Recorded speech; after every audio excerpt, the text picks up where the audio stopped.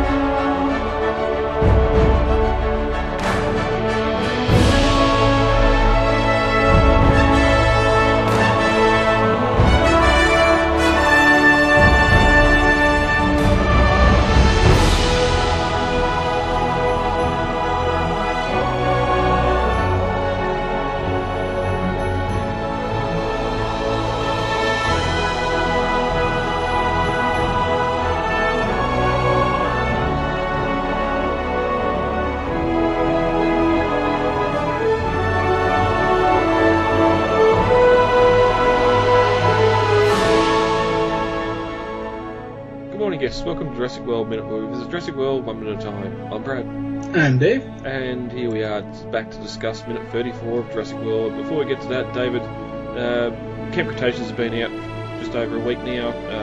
Last minute we talked about Bumpy, and now we're going to talk about some of the other actors or characters. A lot of the main cast, Sammy, Ben, Darius, they've all had articles put up at Jurassic-Pedia.com. Sickle Claw, Tyrannosaur TJ, and a lot of the other contributors as well. Yourself have been busy at work getting all these character bios up. Yep. The character bios were one of the first things we got up for the series on from Camp Cretaceous onto Jurassicpedia. So when the show eventually dropped, pretty much all we had to do was go into these articles and start just adding synopsises, Yep. And so that's what we've basically been doing for most of the past weekend that it came out, is just getting in there, adding synopsises for the characters, extending their bios, adding episode synopsises. So pretty much everything that has aired with Camp Cretaceous is gotten out in the zeitgeist of the moment, so where it's still fresh. Yep. It's handy too, having a small cast like this. It's a lot easier to get this sort of stuff up. True, yeah, and there's been relatively little kind of surprise character introduction, so it's not really something where we have to kind of rush to add in new characters, because, like you said, the cast itself has been relatively low. We get Wu for a couple minutes. We get name drops of characters who are out there, but pretty much it's a very self-contained cast. Yeah, just reading the Darius one here, I love his bedroom, just the way it's all set up. I do. Yeah. Like I said in the last minute, Darius is all of us, every kid who ever grew up loving dinosaurs. So he's, of course, like me. I mean, I'm not sure about you, but I definitely had a Velociraptor, Deinonychus Killer Claw necklace. He's got a Velociraptor tooth necklace. I had dinosaur posters. He's got dinosaur posters. I had dinosaur models. He's got dinosaur models. I played dinosaur games. He's got dinosaur games. He's every kid who ever grew up in the Jurassic 90s, I do have one of those Sickle Claws necklaces somewhere. See? What'd I tell you? Oh, where? It might be in with me Jurassic Park stuff. It's only a plastic, poorly, not faded, what do you call, sort of weathered texture added to it. eBay special, but yeah. Which is funny you actually mention what the bedrooms look like. I found a photo the other day of my old, not study, but desk and sort of stuff when I was back in high school, and there sitting on the shelves is a couple of Lost World movie cups from the cinemas, and a little clay model of the ruined visitor centre, which I thought would see in the sequel, and we didn't go back to Nublar, of course, but a lot of stuff at the time. Just a snapshot of 96, 97 when... I've got a photo of me from somewhere where I'm, I think I'm in like sophomore year of high school, and I've got the Velociraptor claw necklace around my neck. Well, that was one of the things in Knives. Everyone had the shark tooth or something like that, but no, we had the claw. Yeah. Anyway, off topic. Head over to Jurassic-Pedia.com for write up on the whole Camp Cretaceous crowd. He's going to do a full write up and add to the Nublar post, or have you thought about what's going to happen with that?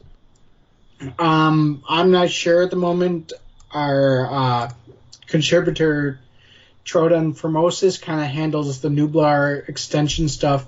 Mm-hmm. I did just see that, like, just now we've extended as I'm speaking, we've just extended the Camp Cretaceous article that went up on July 29th, so now that's got a full series synopsis plus character list, dinosaur list, and episode list. Oh, nice. Yep. Well, head over, check that out on Jurassic-Pedia.com, and I'm sure any other alterations that happen over the next week or so, they'll pop up there as well. Mm-hmm. Are you still building? We planned to open in May, but asset containment insisted we build the walls up higher. It's bigger than expected. David, ready to get into minute 34? Yeah. As we enter minute 33 of Jurassic World, Owen and Claire had arrived at Indominus paddock. After some back and forth, Claire had mentioned the dinosaur's name, the Indominus Rex. As we open on minute 34, Owen laughs. The Indominus Rex. Claire tells Owen that we need something scary and easy to pronounce, and that you should hear a kid say a dinosaur name I'm not even going to try and butcher here. At the 11-second mark, we cut back inside the Indominus pen, looking at the observation windows as Claire walks into the room and over to that pedestal to start fiddling with the screen once again. At the 17-second mark, Owen asks Claire, "So what's this thing made of?" Claire tells him the base genome is T-Rex, the rest is classified. Owen jokes, "You made a new dinosaur, you don't even know what it is?" But Claire counters, "The lab gives us assets, and we put them on display in the park." At the 30-second mark, Claire asks the guard on duty to drop a steer. At the 42-second mark, a side of beef begins to lower into the enclosure. Owen asks, "You feed it with that?" Claire responds, "Is there a problem?" And as the minute ends, Owen tells Claire that the raptors grew up with siblings, and they learnt social skills along the way. And this ends minute 34 of Jurassic World. Going straight into minute 34 after 33, and Owen started to laugh, and here he's continuing that laughing and mockingly says the Indominus Rex, which I always loved. We know from early on it was going to be the diabolical, whatever it was, yes. Rex, and they had... Yes, it was the Diabolus Rex. Yeah.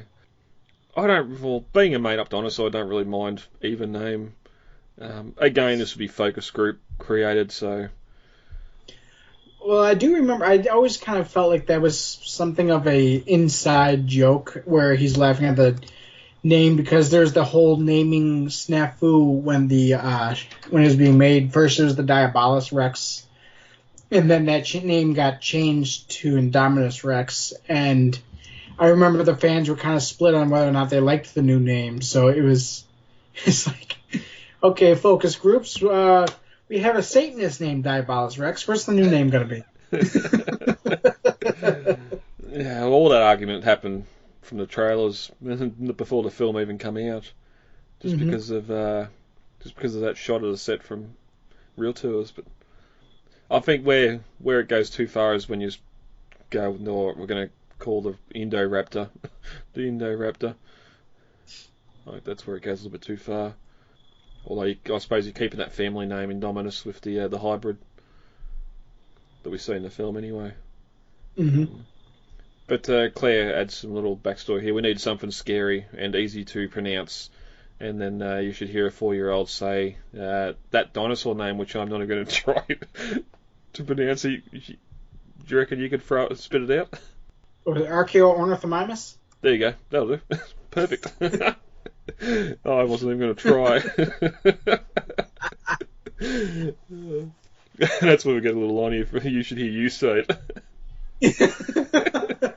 But at the same time, I mean, it reminds me again of that scene from the novel where Grant does like a quick flashback to a museum, thinking about admiring children being able to say complex Latin-based taxonomy. Mm-hmm. And it's funny because they just do. I mean, their brains are a sponge. They just regurgitate anything and everything they hear. Yep. You know? And they have no problem saying it because they understand that basic grasp of pronunciation and they just take it from there, you know? I mean, yeah, with like a 4-year-old, you're going to get some kind of rolling the R's there. He's going to come out more like Archaeornithomimus, but I mean, it's still got the general gist there, you know? Yeah. Yep. Yeah, and it just sort of again mirrors what we've seen earlier with her telling the execs that kids see a dinosaur now like they do an elephant at the zoo. You're trying to tell us things here where it's not so much the case. Yeah. But I think too the sign for that animal would be a lot longer than if you just had Indominus Rex on the stadium. Archaeornithomimus. Though I think technically the longest one is Pachyrhinosaurus. Is technically the longest dinosaur name. Is it not a Pachyrhinoceratops? I'm sorry, Pachyrhinoceratops. It's so long I can't remember the whole thing. Well, I suppose that's the common name too, not the scientific name where you'd have probably another name on the end of that as well. Actually, no, I'm wrong. It's actually Micropachycephalosaurus. Oh.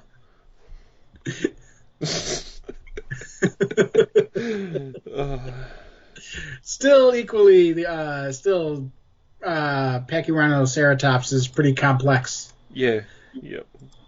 But even in pronouncing it, it's just adding sort of different species names we already have together. I mean, at the same time, there's some of those dinosaur names that come out of like China where it's mixing Latin with Chinese and like just oh god, they're hard enough. Let's actually throw Chinese into the mix. Yeah, then translating. Yeah. Tyrannosaurus Rex. It's so easy. Velociraptor. Easy ones. As they walk through the door to the observation room, you can see two of the workmen on that beam before. When Masrani was there, they were working and welding, and now they're sitting down, presumably eating lunch high off the ground. And again, as I said before, that crane sitting over there folded away, not in use for feeding, which I thought was going to be a flub, but no, because we get inside the observation room, we get sort of one of those long shots again from out the pen, looking in as Claire once again approaches that podium with the screen on it. She must just love going over there and pushing buttons, because whenever she's walked into this room, that's the first thing she does.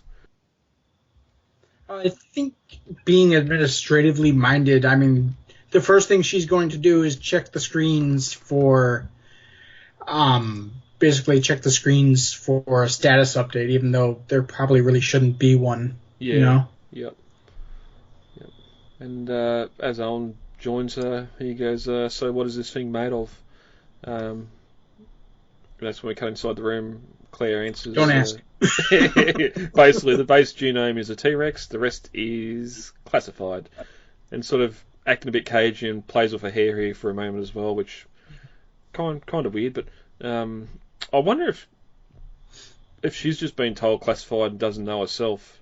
Not to go too far ahead in what is actually in it, although we did talk about that with the Pedia article when she was first seen, but I just wonder how general knowledge to some staff what that base genome or what it's actually made up of. I don't think so, because it makes it sound like here that the only two people who are actually genuinely aware of what it's made of and what ulterior motives it could possibly be used for is Hoskins and Wu. And so Wu seems to be tight-lipped about everything about his creations. He's like super anti-corporate espionage, though to be fair with Nedry, I could kind of understand why. Mm-hmm. But yeah, I mean, he's the only two people on the entire island that seem to be fully aware of everything that has gone into this thing seems to be Wu and Hoskins. I'm going to keep an eye on this later. I don't know if Hoskins does know. I would have thought it'd be Wu and Masrani, even though Masrani's sort of oblivious to what was actually done. Wu pretty much says that Masrani approved all of this. I think he approved the creation, but I don't think Wu gave up the details. Yeah. Because when Masrani asked Wu to turn over the keys to his office, Wu was basically like, I'm not allowed to say. Yeah, I think the word he says, I'm not at liberty to divulge my secrets or something like that. I'm like, you realize you're talking to the guy whose name is on your paycheck, right? Oh, yeah. Yeah, that's one thing to discuss about the way Wu's portrayed in Camp Cretaceous too. Wow. I do recall now that later on when we do get Hoskins and that in the lab and we see the Indominus on the screen, he does start talking about this as the future or something. Well, and the first thing he says when it escapes is they're going to learn all sorts of things about their new asset now, implying he had a kind of backdoor hand in its creation. He was looking for a military application, and we see throughout the movie him and Wu conversing, Yeah, and it's probably not overly clear, but Wu is, and the labs are still InGen run, not Masrani. Mm-hmm. Even though Masrani's the parent company, so really Wu would be answering, well, he wouldn't be answering to Hoskins, but Wu and Hoskins talking amongst themselves would probably be happening a fair bit. Then we get again the line from Owen, you made a new dinosaur but you don't even know what it is. And Claire says the lab delivers us finished assets and we show them to the public. And then sort of awkwardly, almost trying to change the subject, yells to the guard sitting at the desk, can we drop a steer please? Mm-hmm. I don't know if that's just trying to change the subject. It seems like it. Owen's sort of digging something she doesn't want to talk about. Well, I think because she doesn't know, she admits that they don't, she kind of admits that she doesn't want to know, but she doesn't want to actually say she doesn't know, Yeah. So she doesn't want to admit that basically all she did was slap her name on the approval cosigner or whatever she did to get this thing made, Yeah. Yeah. And by her saying that the lab just makes animals and hands them to us is sort of, it's the lab's issue, not mine. I don't ask what they are, they just give them to me to show to the public. Exactly, yeah. I mean, she's basically in charge she's basically a glorified marketing department, It's her job to get Verizon Wireless to throw in some cash for the Indominus Rex. Yeah. Her title is Park Operations, isn't it? Head of Park Operations. It is, yeah. So that wouldn't... Maybe to But at involve... the same time, it seems that among those duties is basically overseeing marketing. Yeah, and while she may have suggestions or something about visitors interacting with the labs, I don't think she'd have much say in what actually happens in those labs at all. Mm-hmm. That's Wu's backyard. But the guard nods and pushes a button, not letting go of the sandwich that's in his hand. It's obviously he's having his lunch as well. That's when Owen asks, how long has the animal been in here? And Claire replies, all of its life. And Owen continues, it's never seen anything outside these walls. And Claire jokes, we can't exactly walk it. That's the whole argument with capture animals in captivity. But at the same time, it reminds me of those videos that we see, like a gorilla is kept in a circus all its life, and the first time it ever feels real grass, it kind of just goes nuts with excitement just because it's never actually experienced a natural gorilla habitat before. You know? Yep. And it actually kind of reminds me of Disney Plus just added the new movie, The One and Only Ivan, which is, of course, it's a Disney movie, so there's all the animals talk, but it's about the story of Ivan the gorilla, so it's actually based on a true story about this gorilla that grew up in a roadside mall circus all its life, and he never knew how to be a gorilla. He only knew how to be a showman. Mm-hmm. So it was so once they actually got the funds, they kind of crowdfunded, or whatever 1980s version of crowdfunding is, to move this gorilla to a gorilla habitat in Atlanta, Georgia. And so even after being reintroduced, Ivan was never really a whole gorilla. He was always kind of like half there. Yep. He had to be taught how to actually be a gorilla, and then he had to be taught, he never actually, despite being the alpha male gorilla, never actually like mated with any of his females or anything like that. So he was never like fully understanding what it meant to be the alpha gorilla. I've heard something similar about pandas in China and that too, that spend their entire lives in zoos, mm-hmm. losing the ability to breed because they just don't. I don't think it passes down instinctively with them or something. Mm-hmm. But it does make me wonder.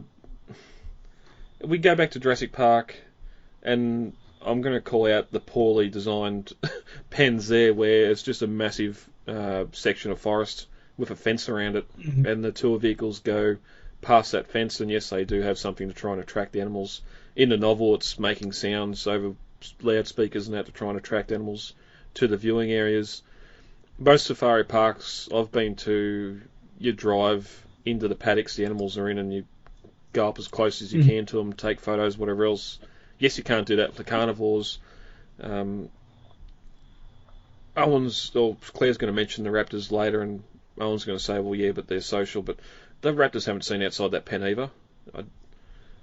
I'm sure we don't see the Carnotaurus and any other carnivores in this film either, but surely all the carnivores would be solitary animals because there'd be too much fighting and maybe eating of each other. Well, it's weird because, and a little bit of a spoiler alert for Camp Cretaceous, we do see the Carnotaurus has this kind of large free-range back area where he's able to run kind of freely. We don't actually see how big this area is, but it is visually much larger than the Indominus paddock or the raptor paddock. And even so, with the raptor paddock, we've discussed this a couple minutes ago with the design of the enclosure, how basically the enclosure itself has this back area that even though we can't really see it, we see the raptors running through it, so we know that they do get some kind of interaction with a larger environment than just that one octagon. Yeah, I suppose too, with that back section, even the front section with the barred pens and the head crushes and that, they're still being able to see outside of that enclosure, where here the Indominus is just concrete walls, 360 degrees all the way around. Mm-hmm. Exactly, yeah. And so that's really all the Indominus gets, is this octagonal kind of small forest area. She doesn't actually get an area where she can run, open up her legs, stretch, and kind of actually freely roam, you know? And, of course, I mean, even with Isla Nublar, it's a small island, these animals naturally would have had a territory that would have been up to kind of like a couple, several square miles at minimum. Yep. It's not going to be the 22 square miles. It'll be like 100 square miles. And Rexy herself would have been able to hunt that.